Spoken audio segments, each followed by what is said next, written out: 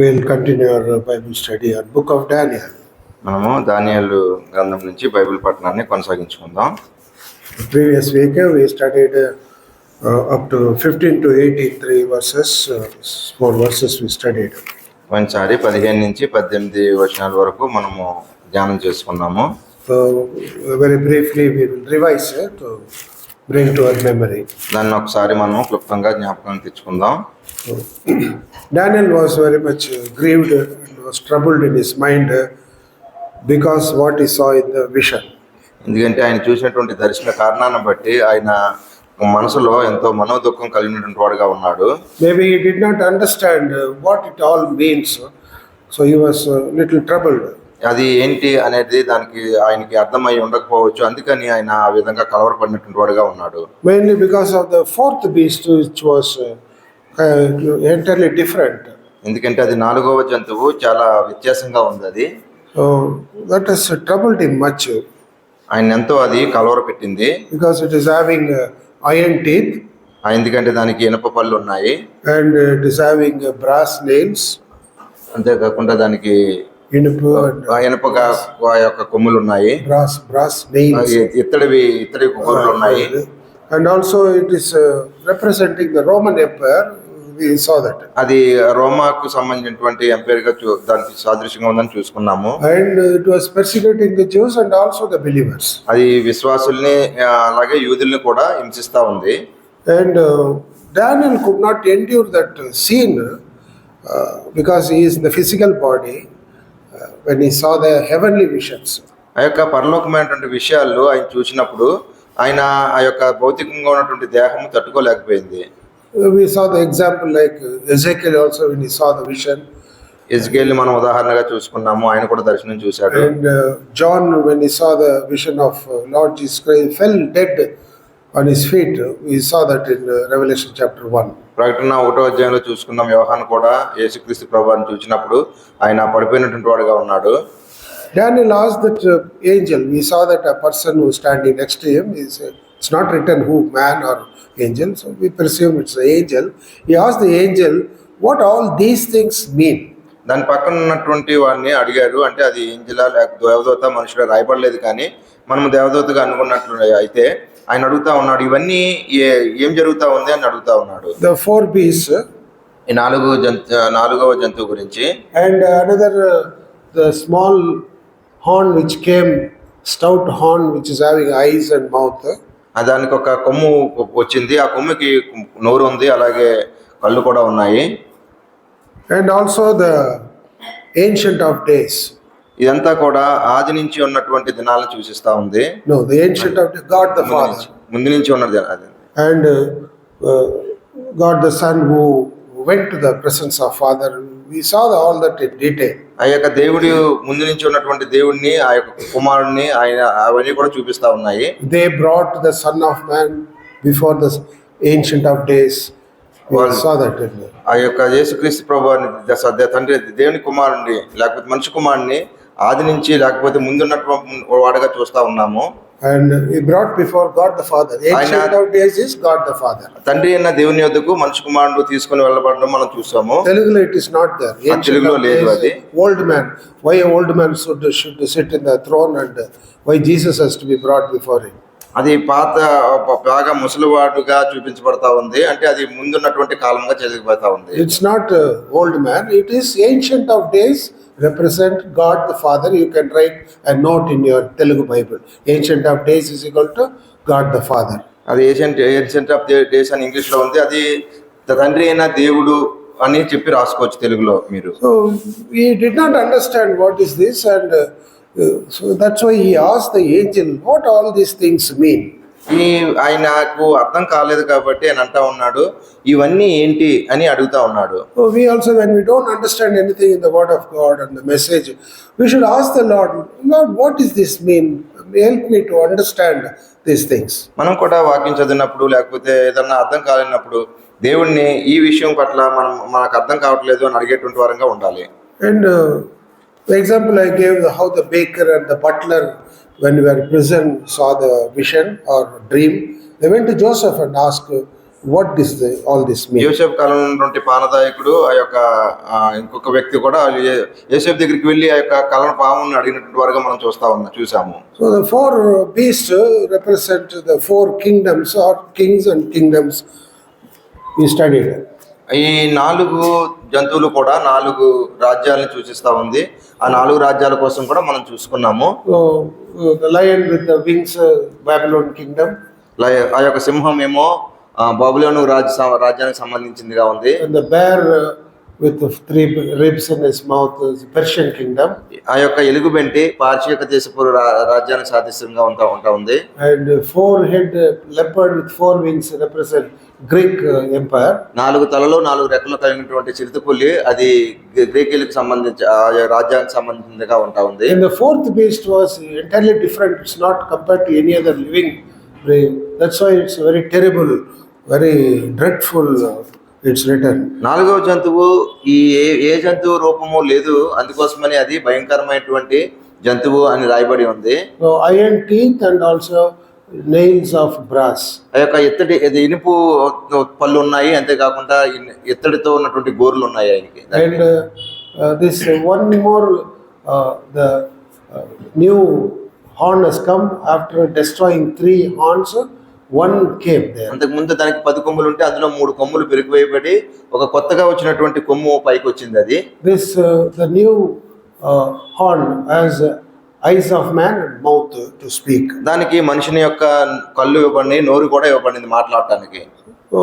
We compared in the Revelations that it represents the Antichrist and it spoke blasphemous things against the most holy God.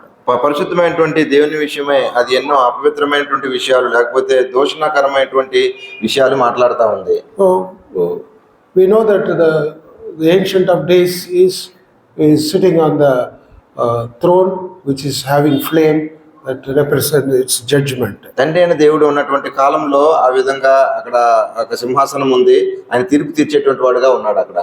So the Son of Man was brought before the Ancient of Days. ఆ యొక్క తండ్రి అయిన దేవుని యొక్క కాలంలో ఆ యొక్క సమయానికి మనుషు కుమారుడు అక్కడ తీసుకుని వెళ్ళబడ్డాడు. So the 4 beasts represent the earthly kingdom of human rule. We call it as a Gentile rule, Gentile kingdom. ఈ యొక్క 4 రకాలైన జంతువులు 4 రాజ్యాలను సూచిస్తా ఉంది. 4 రాజ్యాలు కూడా అన్యులకు సంబంధించినటువంటి విధంగా ఉంటా ఉంది. Lord Jesus Christ said in Luke chapter 21 verse 24, he said, till the time the Gentiles will trample or tread Jerusalem.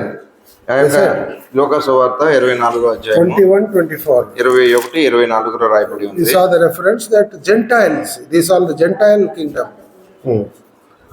చెరపట్టబడిన వారే సమస్తమైన అన్యజనుల మధ్యకు పోవుదురు, అన్యజనుల కాలములు సంపూర్ణ మగు వరకు యెరూషలేము అన్యజనుల చేత త్రొక్కబడును. So the contrast between the earthly and heavenly kingdom is earthly kingdom will disappear, heavenly kingdom will last forever. అయితే భూలోకముకు సంబంధించినటువంటి రాజ్యాలు అవన్నీ కూడా నాశనం అయిపోతాయి, పరలోక సంబంధమైనటువంటి రాజ్యము అది నిత్యము నిలుస్తుంది. And in that verse also we have seen in verse 18 last week that the saints of the world they possess the kingdom forever, ever 3 times. It's written there. మనం 18వ వచనంలో చూసుకున్నాము, ఆ యొక్క పరిశుద్ధులు ఆ యొక్క పట్టణాన్ని ఆ యొక్క రాజ్యాన్ని స్వతంత్రించుకుంటారు, అది యుగయుగాలు ఉంటుంది అని చెప్పి చూసుకున్నాము. 3 times. 3 సార్లు వస్తుంది అది. That significance also we studied that 3 times when said that it is heavenly attestation. God is approving that ever. 3 సార్లు వచ్చింది అంటే దేవుడే దానికి ముద్ర వేసి అది నిశ్చయపరిచినటువంటి వాడుగా యుగయుగాలు అని చెప్తా ఉన్నాడు. Up to that we have seen that verse 18. అక్కడ వరకు 18వ వచనం వరకు మనం చూసుకున్నాము. So today we'll read verse 19 onwards. ఈ దినాన్ని మనం 19 నుంచి చదువుకుందాము. So we'll read verse 19, Daniel chapter 7 verse 19. దానియేలు గ్రంథము 7వ అధ్యాయము 19వ వచనము. Then I would know the truth of the 4th beast, which was diverse from all the others, exceedingly dreadful, whose teeth were of iron, and his nails of brass, which devoured, brake in pieces, and stamped the residue with his feet. ఇనుపదంతములను ఇత్తడి గోలును గల ఆ 4వ జంతువు సంగతి ఏమైనదని నేను తెలుసుకొన కోరితిని. అది ఎన్నటికి భిన్నమును మిగుల భయంకరమునై సమస్తమును పగలగొట్టుచు మింగుచు మిగిలిన దానిని కాళ్ళ క్రింద అనగదొక్కుచు ఉండెను. So in verse 19 it starts that then I would understand. That means the angel must have explained what is this fourth beast. ఇప్పుడు నాకు అర్థమైంది అంటా ఉన్నాడు. అంటే ఆయన అక్కడ ఉన్నటువంటి దేవదూత దానియేలుకు 4వ జంతువు గురించి వివరించి ఉండొచ్చు. So the fourth beast, if you read carefully 19, it is very terrible. ఈ యొక్క 19వ వచనం మనం స్పష్టంగా చదివినట్లయితే అక్కడ ఉన్నటువంటి జంతువు చాలా భయంకరంగా ఉంది. 10 horns, 10 కొమ్ములు ఉన్నాయి దానికి. teeth of iron. ఆ యొక్క పళ్ళన్నీ కూడా ఇనుప దంతంతో చేసినటువంటి విధంగా ఉన్నాయి. In chapter 7 verse 7, if you see that nails of brass, that is not mentioned, this is added to this verse 19.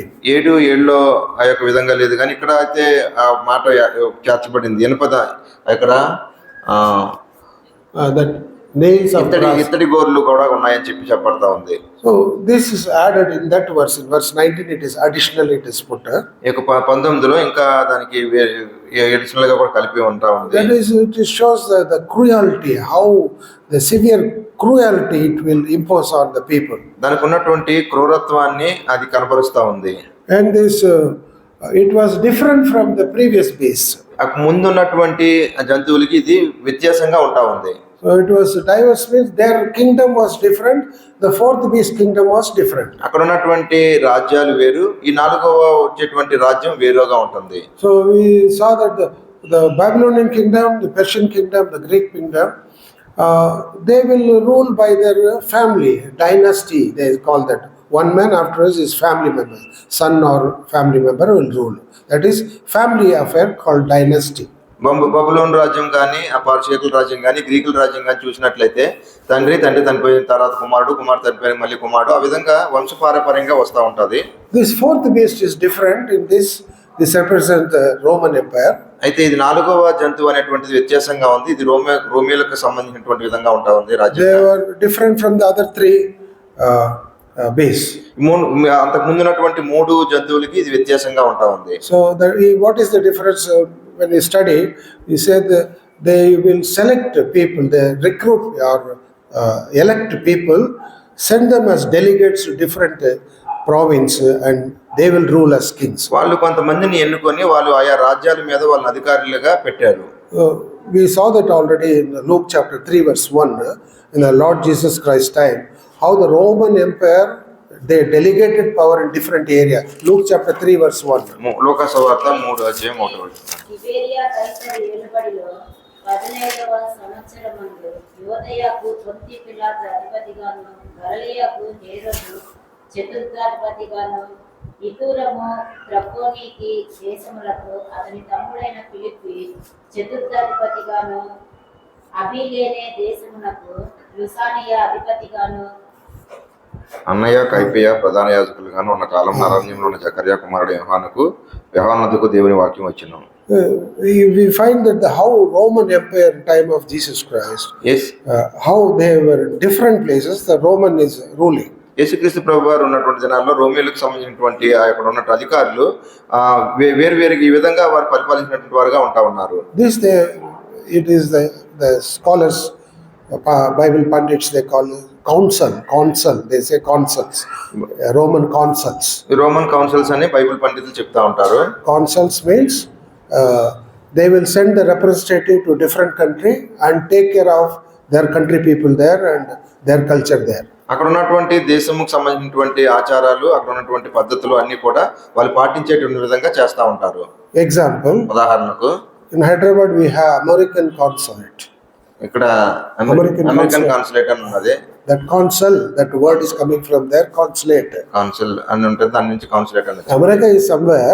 America అనేటువంటిది ఎక్కడో ఉంది. They send their people there and they will do all the transaction to America there. వాళ్ళు ఇక్కడ ఉండి ఏం చేస్తా ఉంటారంటే అక్కడ అమెరికాకు సంబంధించినటువంటి ట్రాన్సాక్షన్స్ అన్ని కూడా ఇక్కడ చేస్తా So ఉంటారు. if you want to go to America, you have to fulfill their condition, their characteristic. What they want, you have to fulfill, not Indian conditions. మనకున్నటువంటి షరతుల ప్రకారం వాళ్ళు చేయరు కానీ అమెరికాకి ఎటువంటి షరతులతో కావాలో ఆ విధంగా వారు చేస్తారు. So that is the American consulate example. ఆ విధంగా అమెరికన్ కాన్సులేట్ అని చెప్పి ఉదాహరణ చేసి చెప్తా ఉన్నాము. So like that, consulates in different parts, wherever the Roman Empire was there, they were ruling with consulates like this consuls. They called the Roman consuls. ఆ విధంగా రోమేకి సంబంధించినటువంటి రాజ్యం ఎంతవరకు విస్తరించి ఉందో ఆయా ప్రాంతాలన్నింటికి కూడా అటువంటి కౌన్సిల్స్ పంపించి వారి చేత పరిపాలన చేసేటువంటి వాడు. So in one point, this is different from the other three pieces or three other previous kingdoms. ముందు ఉన్నటువంటి మూడు రాజ్యాలకి ఈ రాజ్యానికి వ్యత్యాసంగా ఉన్నటువంటిది ఒక పాయింట్ గా ఉంటా ఉంది.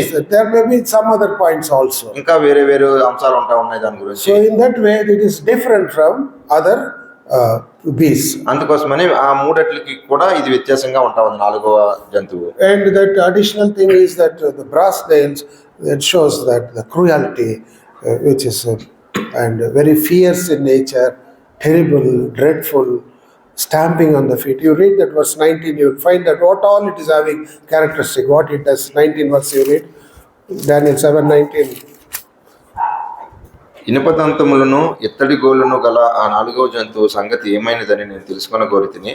అది అన్నిటికీ భిన్నములకు మిగుల భయంకరమైన సమస్తమును పగలగొట్టుచు మృంగుచు మిగిలిన దాన్ని కాళ్ళ క్రింద అనగదొరుకుచు నుండెను. See that all these characteristics represent their harsh rule upon the people. ఈ ప్రజల మీద ఎంతో వాళ్ళు దూషణంగా లేకపోతే వారు భయంకరమైనటువంటి పరిపాలన చేసేటువంటిది కనబడతా ఉంది. And it is equivalent to the Jewish people, how they were suppressed, until today how the believers also are being suppressed by that earthly kingdoms. ఆ భూలోక సంబంధించిన రాజ్యం ద్వారా ఈ రోమియోలు పరిపాలనలో యూదులు ఏ విధంగా అనగదొరకబడ్డారో అలాగే ఇప్పుడు ఉన్నటువంటి విశ్వాసులు కూడా అలాగే చేయబడుతూ ఉన్నారు. This is what the fourth beast, it's different from others. ఈ అందుకోసమే ఈ యొక్క నాలుగో జంతువు మిగతా మూడు జంతువులు కూడా వ్యత్యాసంగా ఉంటా ఉంది. So the character of this fourth beast is still continuing. It will go till the Revelation, book of Revelation. ఈ యొక్క నాలుగవ జంతువు ఎక్కడ దాకా తీసుకెళ్తుందంటే ఇప్పుడు అది కొనసాగుతూనే ఉంది. ప్రకటన గ్రంథం వరకు వెళ్తా ఉంది. అది It will go to the end of the days. It will go that the culture, the nature. ఈ యొక్క భూమికి అంతం వచ్చేటంత వరకు కూడా అది కొనసాగుతూనే ఉంటుంది. అది So we find that we learn from this verse that fourth beast is different. That all characters represent the persecution and the suffering and disastrous things for the believers and also for the Jewish people. అది యూదులకు అలాగే విశ్వాసులకు కూడా అది ఎంతో నాశనం చేసేటువంటి విధంగా, హింసలు కలిగజేసేటువంటి విధంగా, బాధలు కలిగజేసేటువంటి విధంగా అది చేస్తూ ఉంటుంది. Mainly for the God's people who believe in God, the God of heaven, the most holy God, those who believe in Him, for them that governments will persecute. మరి ముఖ్యంగా పరలోకమందున్న దేవునికి ఎవరైతే భయపడి ఎవరైతే విధేయత కలిగి జీవిస్తారో అటువంటి వారందరినీ హింసించడానికి ఇది కార్యం చేస్తా ఉంది. Now we'll go to the next verse 20. తర్వాత 20వ వచనము.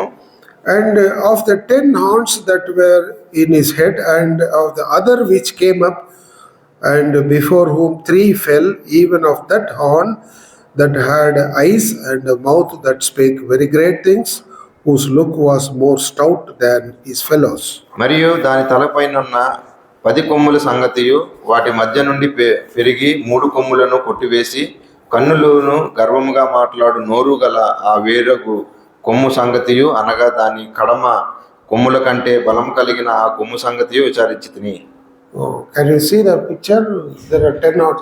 Is it visible properly? 10 horns. కనబడుతున్నాయి 10 కొమ్ములు కూడా. And the 3 horns already plucked out and 1 horn came in between. అందులో ఉన్నటువంటి 10 కొమ్ముల్లో 3 పెరిగివేయబడి ఒక కొమ్ము లోపల నుంచి వచ్చింది. It was given eyes to see, దానికి చూడడానికి కన్నులు ఇవ్వబడినాయి, and a mouth to speak great things, or we see that it is a blasphemous things it spoke against the most holy God. దేవుని పరిశుద్ధమైన దేవునికి పట్ల గర్వపు మాటలు మాట్లాడటానికి దానికి నోరు కూడా ఇవ్వబడింది. And this we saw that in Revelation also, that it was speaking the blasphemous words against the holy God. దోషణకరమైనటువంటి మాటలు పరిశుద్ధమైన దేవుని పట్ల మాట్లాడుతుందని చెప్పి మనం ప్రకటన గ్రంథంలో కూడా చూసుకున్నాము. It was stout than the other horns. Stout means that shows its pride. అది గర్వంగా కనబడతా ఉంది. మిగతా కొమ్ములతో పోల్చితే అది ఒకటి గర్వంగా కనబడతా ఉంది. That's why it spoke against the God of heaven. పరలోకమందున్న దేవునికి వ్యతిరేకంగా మాట్లాడుతుంది అది. So that word stout, by search the Bible, what can be the meaning? That is equivalent to pride. అది యొక్క గర్వముకి ఆ యొక్క మాట సంబంధించిన విధంగా ఉంటా ఉంది అది. So Telugu, what is the word for stout? In verse 20, it was stout. వాటి మధ్య 3 కొమ్ములు కొట్టి వేసి మాటలను దేవదూషణలను పలుకుతాను ఒక నోరు దానికి బలము కలిగినది. బలం కలిగి Balam, it is written balam. So actual meaning here it is a pride. For that you can see that in Isaiah. యెషయా Not Isaiah. Chapter 10 verse 12. Isaiah chapter 10 verse 12. యెషయా 10:12. కావున సియోను కొండ మీదను యెరూషలేము మీదను ప్రభు తన కార్యమంతయు నెరవేర్చిన తరువాత నేను అష్షూరు రాజు యొక్క హృదయ గర్వము వలన బలమును బట్టి అతని కన్నుల అహంకారపు చూపులను బట్టి అతన్ని శిక్షించును. So here garvam, that word is coming. గర్వము. So here also stout, in English stout it's written. It is the pride of that the new horn which is coming up.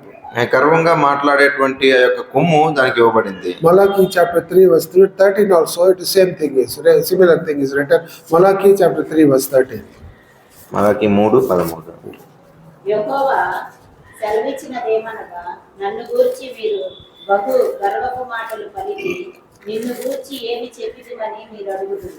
So here also garvam, the word is coming that represent stout. That means it is strong and also proud other than other horns, other kings. మిగతా కొమ్ముల కంటే అది బలంగా ఉంది, అంతేకాకుండా గర్వంగా ఉన్నది. So 10 horns is 10 kings, that also we saw that. ఆ 10 కొమ్ములు అంటే 10 రాజులు అని మనం అంతకుముందు చూసుకున్నాము. So the small horn we compared to one organization which is against Christianity in the name of Christ. We saw that.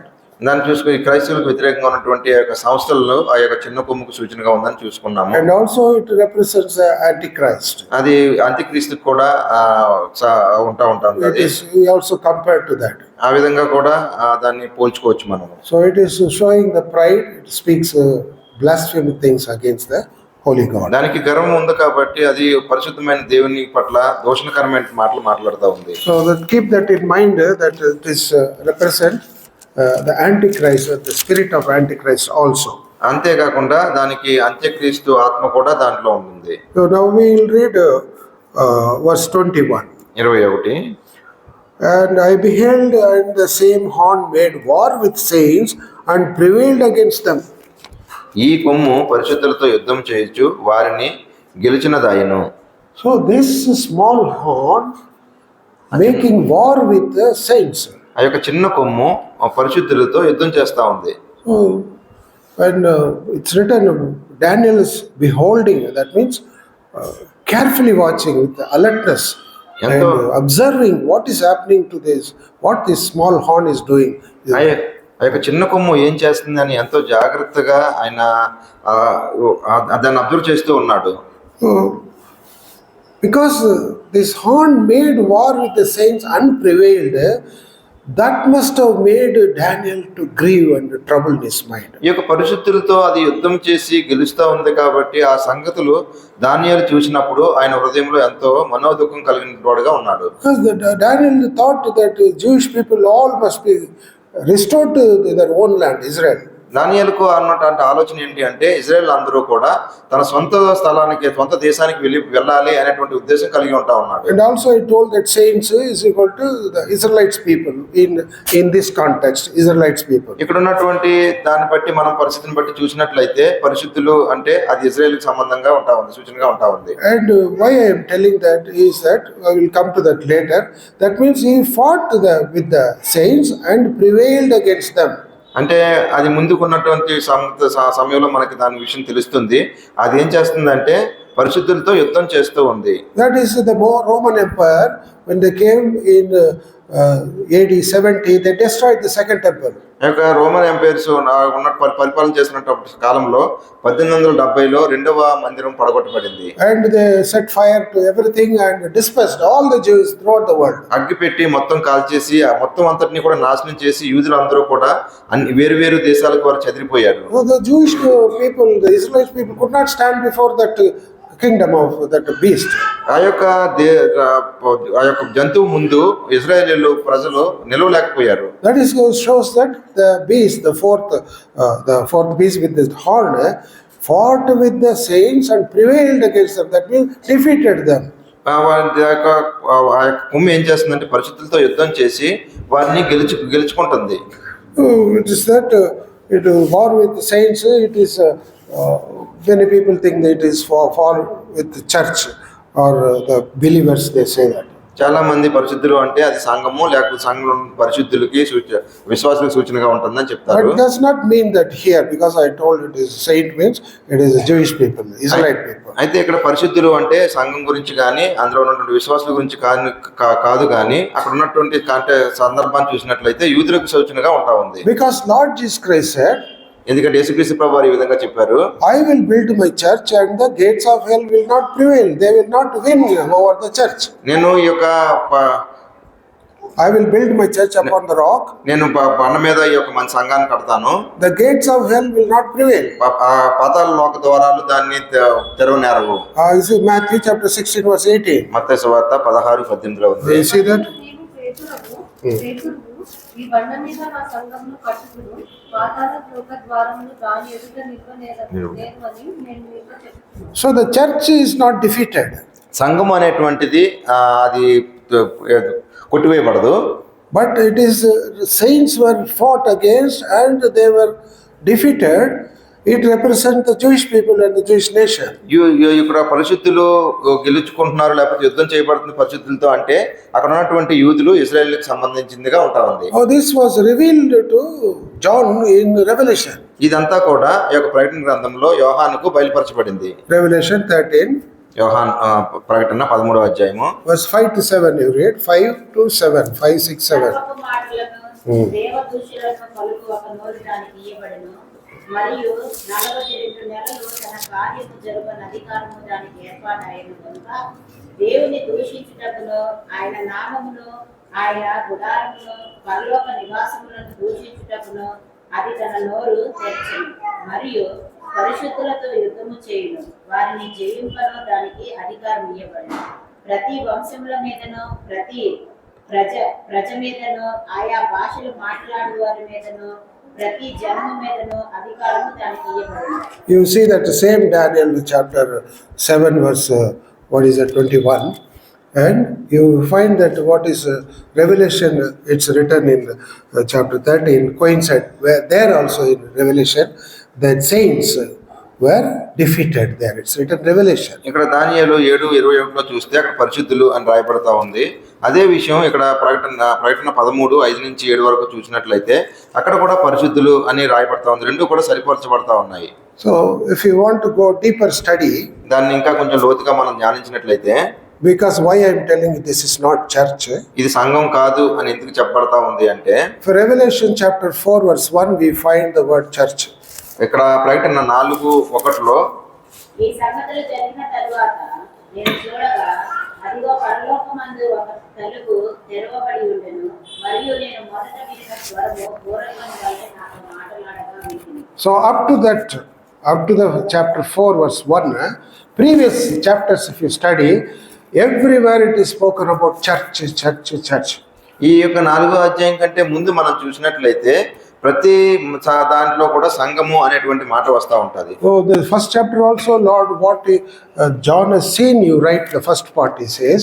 మొట్టమొదటిగా యోహాను రాస్తున్నటువంటి భాగంలో సంఘము అనేటువంటి మాట వస్తుంది. And the second part of the instruction given to John chapter 1 verse 1 is what is the present now, what is the present condition. 1వ అధ్యాయంలో ఇప్పుడు ఉన్నటువంటి పరిస్థితి ఏంటి అన్నది అక్కడ రాయబడతా ఉంది. And also what is going to happen hereafter, that also you write. Lord is instructing John. అంతేకాకుండా ముందు ఏం జరగనై ఉంది అనేటువంటి దాన్ని కూడా రాయమని చెప్పి యోహానుకు అటువంటి సూచన ఇవ్వబడింది. So the Spirit of God says up to chapter 3 and He that hath the ear, let him hear what the Spirit saith unto the churches. It says the end there. అక్కడ ఏది చివరిగా ఏమందంటే సంఘంతో ఆత్మ చెప్పుచున్న మాట చెవిగలవాడు విన్నుగాక అని అక్కడతో ముగించబడింది. So from 4th onwards, there is no word church. ఇక్కడ 4వ అధ్యాయం నుంచి సంఘము అనేటువంటి పదం మనం చూడము. Up to chapter 22 verse 15, there is no word church there. 22వ అధ్యాయం 15వ వచనం వరకు కూడా సంఘము అనేటువంటి మాట మనం చూడము. So the what all in between happening is the judgment upon the people on the earth. ఈ మధ్యలో జరిగిందంతా కూడా భూమి మీద ఉన్నటువంటి ప్రజలకు తీర్పు తీర్చనటువంటి కాలంగా చెప్పబడతా ఉంది. That's why I say that in chapter 4 verse 1, the church goes up. అందుకనే 4వ అధ్యాయం 1వ వచనంలో సంఘము ఎత్తబడింది అని చెప్పబడతా The ఉంది. church will not undergo the tribulation period or the wrath of God upon the earth. ఈ యొక్క సంఘం అనేటువంటిది దేవుని యొక్క ఉగ్రతకు కానీ దేవుని చేసేటువంటి శిక్షలో కానీ సంఘం ఉండదు. And now see, after chapter 3, you find next verse, church is in 22 or 16. You find there only. 22:16లో మాత్రం ఇప్పుడు సంఘం అనేది Revelation chapter 22 or 16. 22:16 ప్రకటన. Prakatana, yes. Revelation 22, 16. సంఘముల కోసము ఈ సంగతులను గూర్చి Ah. మీకు సాక్ష్యం ఇచ్చుటకు యేసు అను నేను నా దూతను పంపి ఉన్నాను. నేను దావీదు వేరు చిగురును సంతానమును ప్రకాశమానము వేకువ చుక్కనై ఉన్నాను. ప్రకాశమానమైన వేకువ చుక్కనై ఉన్నాను. సంఘముల కోసము ఉందా? సంఘముల కోసము కింద పుట్టినట్లు 3 అనేసి పరిశుద్ధులందరిని అందరికి అని ఉంది. 22:16 I will read. సంఘముల మీద I have sent Jesus mine angel to testify unto these things in the churches. It is written in English. సంఘముల కోసము ఉందా? సంఘముల కోసం Yes. కింద పుట్టినట్లు సంఘముల మీద అని కూడా ఉంది. So you find that the church word comes only in 22 last. ఇంకా 22 చివరినే వస్తా ఉంది సంఘం అనేటువంటి మాట. So in chapter 13 also we saw that it was defeated. Saints, it is the people, Jewish people on the earth. ఇక్కడ ఉన్నటువంటిది పరిశుద్ధుల్ని అది ఓడగొడుతుంది లేకపోతే గెలుచుకుంటుంది అంటే అక్కడ ఉన్నటువంటి యూదులను ఇజ్రాయెల్ని సూచిస్తా ఉంది అది. So the beast, it is the stout, the horn which fought against the saints and prevailed against them, that represents the Jewish people, the Israel nation. ఆ యొక్క కొమ్ములతో అది యుద్ధం చేస్తూ ఉంది అంటే పరిశుద్ధులు అని చెప్పబడుతుంది అంటే అది యూదులు ఇజ్రాయేలీలు. Because they defeated the whole nation from AD 70 till 1948. There was no nation called Israel. వాళ్ళకి ఆ 7 నుంచి చూసినట్లయితే ఇక్కడ 1947 వరకు కూడా ఇజ్రాయేలుకు దేశమైనటువంటిది లేదు వాళ్ళకి. Oh, that is the defeated condition. The nation is defeated. ఆ విధంగా దేశమంతా కూడా కొట్టివేయబడినటువంటి పరిస్థితుల్లో ఉంటా ఉంది. That's what this verse 21, Revelation, Daniel chapter 7 verse 21 says. The stout, the horn fought with the saints and prevailed against them. ఈ కొమ్ము పరిశుద్ధులతో యుద్ధం చేయొచ్చు వారిని గెలిచినదాయను. So that represents the Roman government causing trouble or defeating the Jewish people there. అదంతా కూడా రోమిలకు సంబంధించినటువంటి ప్రభుత్వాన్ని సూచిస్తా ఉంది. వాళ్ళు ఈ యొక్క యూదుల్ని గెలుచుకున్నారు. So in Revelation chapter 17 also we find that verse 7 to ప్రకటన 17:7 you see that 11:7. 11:7 Lord will send 2 witnesses from heaven. వారి సాక్ష్యం చెప్పుట ముగింపగానే అగాధంలో నుండి వచ్చు క్రూర మృగము వారితో యుద్ధము చేసి జయించి వారిని చంపును. See that here 2 witnesses coming from heaven, that also he is able to kill them. He is prevailing against them. ఇక్కడ కూడా చెప్పబడతా ఉంది వాళ్ళు వచ్చి ఆ యొక్క వారికి వ్యతిరేకంగా యుద్ధం చేస్తుంది వాళ్ళని గెలుచుకుంటుందని చెప్పబడతా ఉంది. We will not go in detail who are the 2. ఆ 2 ఎవరు అన్నది మనం వివరంలోకి వెళ్ళం కానీ But you see that beast which has been coming out of the pit, it is prevailing against the 2 witnesses.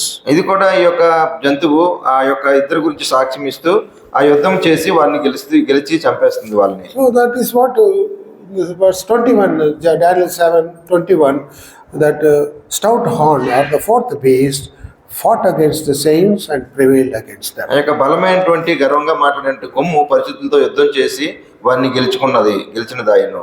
But 11:15 Revelation, they got life, they were taken to heaven.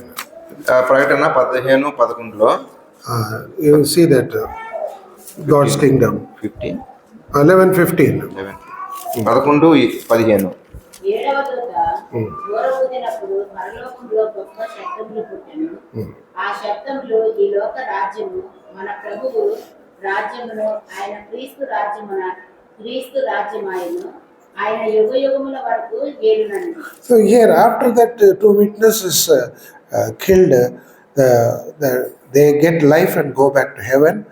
Then it is announced that all the kingdoms of the earth will become the kingdoms of Christ. ఈ యొక్క రెండు సాక్ష్యాలు గతించిన తర్వాత మళ్ళీ పరలోకానికి వెళ్ళి ఆ యొక్క దేవుని రాజ్యమే నిత్యము నిలుస్తుంది అనేటువంటి విధంగా సాక్ష్యం ఇస్తా ఉంది. So that's why I made it elaborate what is that beast fighting and prevailing, when defeating the saints. That is the meaning in verse 21. ఈ యొక్క ఇంకా ముందుగా ఇంకా ఎక్కువగా చెప్పలేం కానీ దానికోసము ఏది ఈ యొక్క జంతువు పరిశుద్ధులతో యుద్ధం చేస్తుంది అంటే దానికి సంబంధించినటువంటి విషయాలు చెప్పబడినాయి.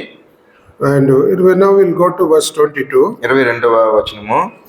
Until the Ancient of Days came and the judgment was given to the saints of the Most High, and the time came that the saints possessed the kingdom.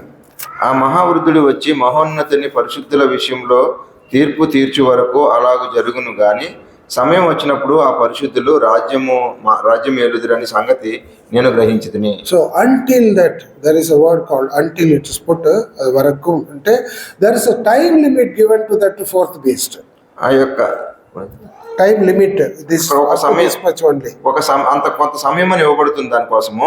So until అప్పటి వరకు that until when that the Ancient of Days, ఆ యొక్క అప్పుడు అంటే దేవుని యొక్క పరిశుద్ధమైన దేవుని యొక్క దినము that the Ancient of Days come, from that time or till that time they were given time for the fourth beast. ఆ యొక్క పరిశుద్ధమైన దేవుని యొక్క దినము సమయం వరకు కూడా ఈ యొక్క నాలుగో జంతువుకు సమయం ఇవ్వబడుతుంది. And judgment was given to the saints, it is అప్పుడు written. పరిశుద్ధులకు తీర్పు తీర్చబడుతుంది. So this is not judging the saints.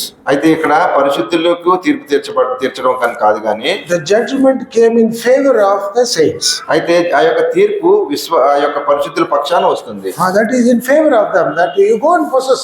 వాళ్ళకి మీరు వెళ్ళి ఇదంతా కూడా స్వతంత్రించుకోండి అని చెప్పబడుతుంది. They will destroy God will destroy the fourth beast. We saw that in previous verses. It was cast into the burning fire, slain and cast into the burning fire. We saw that in the previous verses. తర్వాత వచనాల్లో మనం చూడగలుగుతాం ఆ యొక్క నాలుగో జంతువుని యుద్ధం చేసి ఆ యొక్క దాన్ని అగ్ని గంధకంతో మండే గుండంలో దాన్ని పడవేయబడుతుంది అది. And the saints of Most High will possess the kingdom forever ever. That also we have seen. పరిశుద్ధులకు సంబంధించినటువంటి వారే ఆ యొక్క రాజ్యాన్ని యుగయుగాలు ఏలుకుంటారు, స్వతంత్రించుకుంటారు అని చూసుకోవచ్చు. So here also, until the time the Ancient of Days, God the Father will give the judgment in favor of the saints. ఇక మనిషి మహోన్నతుని యొక్క తండ్రి అయిన దేవుని యొక్క దినం వరకు ఏం చేసబడుతుందంటే ఆ తీర్పు తీర్చబడుతుంది వాళ్ళకి.